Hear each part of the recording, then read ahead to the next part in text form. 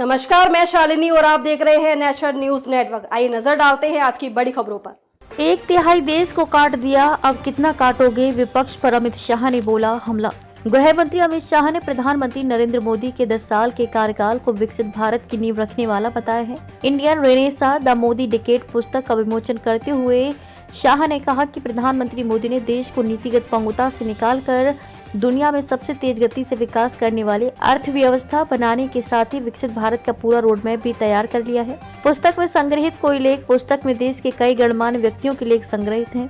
अमित शाह ने प्रधानमंत्री मोदी के काम को देश को जोड़ने वाला बताते हुए तमिलनाडु और कर्नाटक के कुछ विपक्षी नेताओं द्वारा दक्षिण भारत को अलग करने के बयान पर आड़े हाथों लिया। आजादी के समय हुए देश के बंटवारे का हवाला देते हुए उन्होंने कहा कि एक तिहाई देश को पहले ही काट चुके और कब तक काटते रहोगे।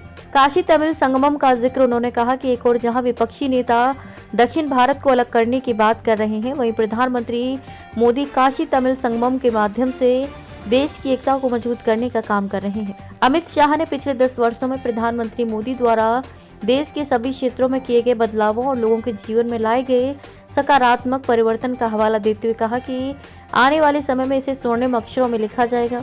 कोई भी इतिहासकार मोदी सरकार के इस कालखंड को अनदेखा नहीं कर सकता है।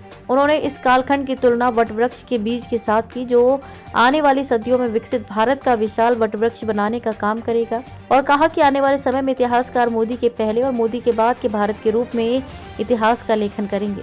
अमित शाह ने कहा कि मोदी सरकार ने पिछले 10 वर्षों में देश को जटिल समस्याओं से मुक्ति दिलाने का काम किया है, जिसके बारे में पहले सोचा भी नहीं जा सकता था। इस सिलसिले में उन्होंने अनुच्छेद 370 को निरस्त करने के साथ ही राम मंदिर निर्माण का रास्ता साफ करने का जिक्र किया। नए आपराधिक कानून पर बोले। मोदी सरकार के दौरान भारत के पुनर्जागरण का दावा करते हुए उन्होंने कहा कि इस दौरान गुलामी की निशानी से पूरी तरह से मुक्ति के लिए कई कदम उठाए गए। इनमें अंग्रेजी के बनाए आपराधिक कानूनों की जगह भारतीय आत्मा के साथ नए आपराधिक कानून बनाना भी शामिल है। अमित शाह के अनुसार प्रधानमंत्री मोदी ने 2047 तक विकसित भारत के निर्माण का पूरा रोडमैप तैयार कर रखा है। इसमें 2027 में 5 ट्रिलियन की अर्थव्यवस्था बनाने, 2036 में ओलंपिक खेलों के आयोजन से लेकर 2040 में मानव युक्त यान चंद्रमा पर भेजने जैसे कई लक्ष्य रखे गए हैं।